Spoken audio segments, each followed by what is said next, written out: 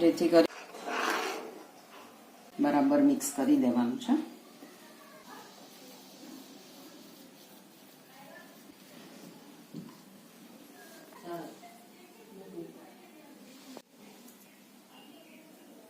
હું નીના દેસાઈ આજે આપના માટે એક નવી વાનગી લઈને આવી છું. એ શિયાળાની એકદમ સ્વાસ્થ્યવર્ધક છે અને શિયાળામાં આપણે ઘણી બધી આઈટમો ખાતા હોઈએ છીએ, એમાંની આ એક વાનગી છે.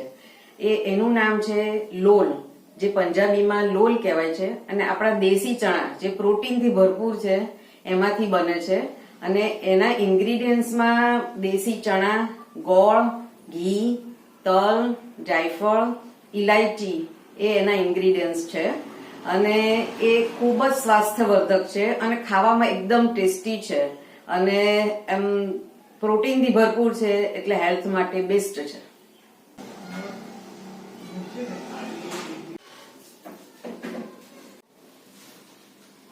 આપણે અત્યારે કઢાઈમાં ઘી ગરમ મૂક્યું છે. આ હવે આપણે દેશી ચણાનો લોટ, જે કાળા ચણા આવે એનો લોટ આપણે લઈ લીધો છે. એમાં આપણે ઘીનું મોણ અને દૂધ નાખી અને આપણે લોટ બાંધવાનું છે, કે જે પછી આપણે એને મુઠિયા તળવાના છે. આમાં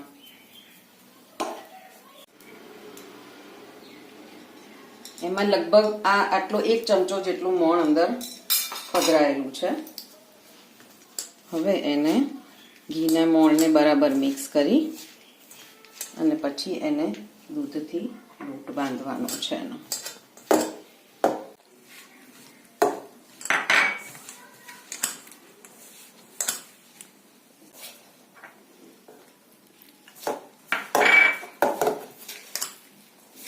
ચણાનો લોટ છે, એમાં ઘીનું મોણ નાખી એમાં દૂધ મિક્સ કરી અને આપણે આ લોટ કડક લોટ બાંધી લેવાનો છે. ઢીલો નથી બાંધવાનો, એને થોડો કડક જ બાંધવાનો છે, કારણ કે એ મુઠિયા બનાવીશું એ આપણે લાડવા માટે ઘીમાં તળવાના છે. એને વાળવાના છે અને વચ્ચે આમ આંગળી રાખી અને આ રીતનો શેપ આપવાનો છે, જેથી અંદર સુધી મુઠિયા તળાય.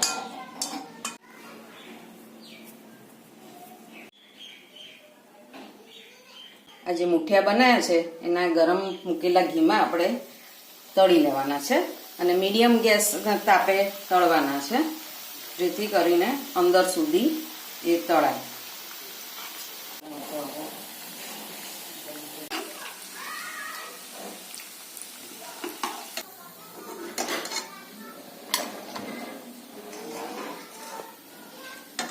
ટુકડા કરી લેવાના, જેથી કરી જલ્દી ઠરી જાય અને ક્રશ થવામાં ફટાફટ થઈ જાય. અને મિક્સરમાં આપણે દરદરું ક્રશ કરી લેવાનું છે.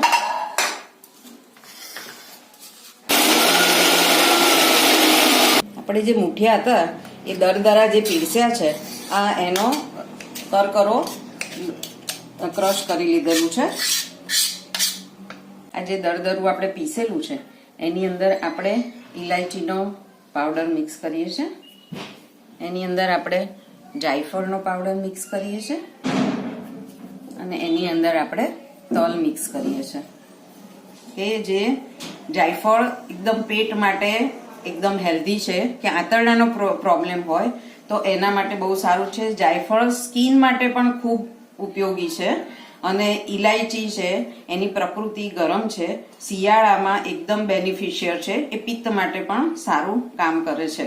એટલે આ એમાં મિક્સ કરી દીધું છે. આ જે આપણે ચૂરમું બનાવ્યું છે, ચણાના દેશી ચણાના લાડુનું ચૂરમું છે, એની અંદર આપણે આ મિક્સ કર્યું છે. આ દેશી ગોળ જે છે એ ગરમ ઘી છે એમાં તમારે ઓગળવા માટે થોડો નાખી દેવાનો છે. લગભગ એમ કહેવાય કે ચૂરમું આપણે લગભગ 300-400 ગ્રામ છે, એની અંદર આપણે 200 ગ્રામ જેટલો ગોળ મિક્સ કરવાનો છે.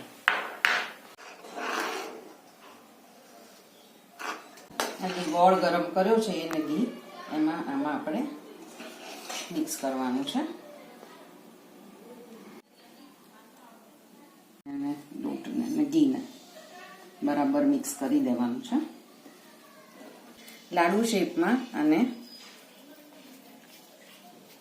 નાના નાના લાડુ વાળી દેવા.